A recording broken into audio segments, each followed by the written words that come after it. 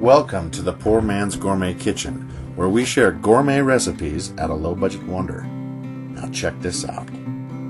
First thing you want to do is chop some pickle, green onion, and some capers. And you can do that in a food processor or by hand if you prefer. The important thing is that they get cut up into tiny little pieces.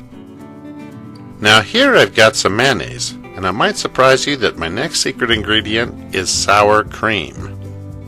Then you want to come in with some dry ingredients, starting with garlic powder, some onion powder, some Worcestershire sauce, dill, and of course horseradish. Now all you got to do is add our previously chopped ingredients to the mix and get this stirred thoroughly. Now at this point it's important to go ahead and give it a good taste. This way you'll know how much salt and pepper to add.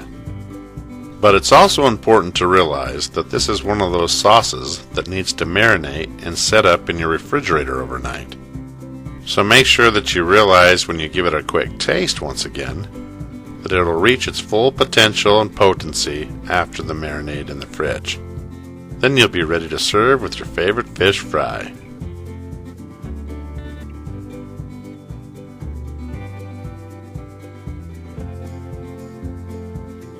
And there you have it, tartar sauce right here in the Poor Man's Gourmet Kitchen.